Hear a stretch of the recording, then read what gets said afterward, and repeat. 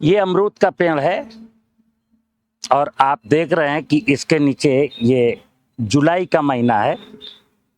हमने इसके नीचे इतना सा घास साफ किया है।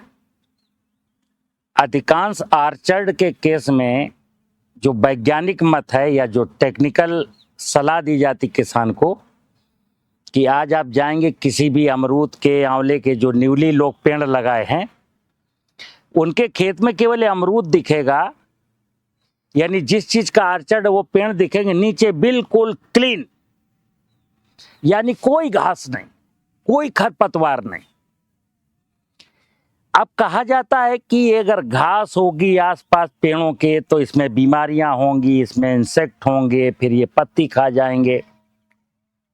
हम बहुत सारे देश के किसानों से बात करते हैं कि आप, चूंकि किसान को प्रॉब्लम आती है कि कोई किसी बाग लगाया, वो कह रहा साहब मेरे फूल ड्रॉप कर जा रहे हैं, मेरा फल छोटा है, मेरा फल बढ़ नहीं रहा है। तो मैं उससे पूछता हूं कि आपका बाग कै साल का हो गया? बोले 6 साल का हो गया। तुमने बाग में कभी हमेशा साफ रखा है ना? उसने कहा बिल्कुल साफ रखा है। हमने कहा बस समस्या यही है।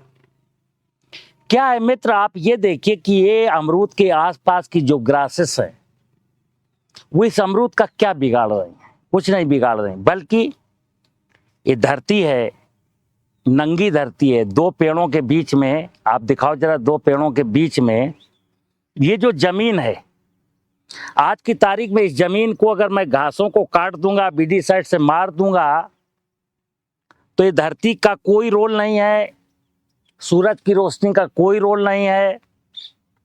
लेकिन अगर ये ग्रासेस हैं तो सोलर पैनल लगाते ना। सोलर पैनल काहे के लिए लगाते? सूरज की एनर्जी को एब्जॉर्ब करने के लिए। वहां तो सोलर पैनल में मैं सूरज की एनर्जी को लेकर के और एसी चलाता हूं। यहाँ क्या है, सूरज की एनर्जी ये वनस्पतियां लेकर के कार्बोहाइड्रेट बनाती हैं, अनेक प्रकार के जीव जंतुओं का भोजन बनती हैं, लास्ट में ये धरती माँ का भी भोजन बनती है। क्योंकि मैं अक्सर कहता हूं सॉइल में कार्बन बढ़ाना। अब आप बीडीसाइड डाल के बिल्कुल साफ रखते हैं, बार बार ट्रैक्टर से जुताई कर देते हैं, घासों को पनपने ही नहीं देते हैं। और देश के 14 करोड़ किसान 14 करोड़ हेक्टेयर में, जैसे लिखा जाता है, कहा जाता है कि 1 हेक्टेयर में 100 क्विंटल फार्म यार्ड मैनोर, तो कहां से खरीदेंगे लोग? अरे 2-4% किसान अगर खरीदने चलेंगे तो मिल जाएगी। 100% फार्मर को फार्म यार्ड मैनोर कहां से मिलेगी?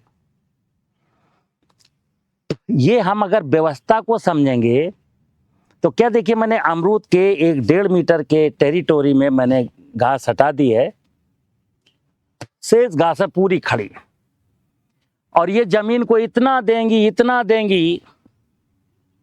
मैंने 2 साल पहले भी यही बात कही थी। इस जमीन में एक समय जीवांश कार्बन 0.2 था, 0.2। ये 3 साल मैंने घासों को उगने दिया, 3 साल लगे, घास उगी। अभी मैं इस घास को जानते हो कब पलटूंगा? सितंबर के लास्ट में पलटूंगा। ये घास मेरे यहां तक आएंगी। 3 साल ये किया और ये 4था साल है। 3 साल में इस खेत में जीवांश कार्बन 0.6 हो गया, 0.2 से 0.6, यानी 2 गुना 3 गुना ज्यादा बढ़ गया। अब इस साल और बढ़ जाएगा। सिंपल सी चीज है मित्र। कभी मैं किसानों से कहता हूं आर्चर्ड में, केवल आर्चर्ड का प्लांट जो है, प्लांट के आसपास बारिश के सीजन में इतना रिंग बनाइए, साफ करिए, बकाया सारी घासों को खड़ा रहने दीजिए। क्योंकि अब देखना, इसकी जड़ें जहां मैंने सफाई किया है वहां से भोजन नहीं, अभी तो वहां से भोजन लेगी, लेकिन इसकी जड़ों का जो फैलाव कहां को जाएगा? जैसे जैसे कैनोपी बढ़ेगी बाहर को जाएगा, और जब बाहर को जाएगा तो ये जब यहाँ बायोमास खूब होगा इस जगह पर, तो यहाँ से भी भोजन लेंगी। लेकिन यहाँ तो भोजन था ही नहीं, ठीक है ना? तो मित्र, कभी भी बागान में घासों को उगने दो, घासों की चिंता मत करो। नमस्कार।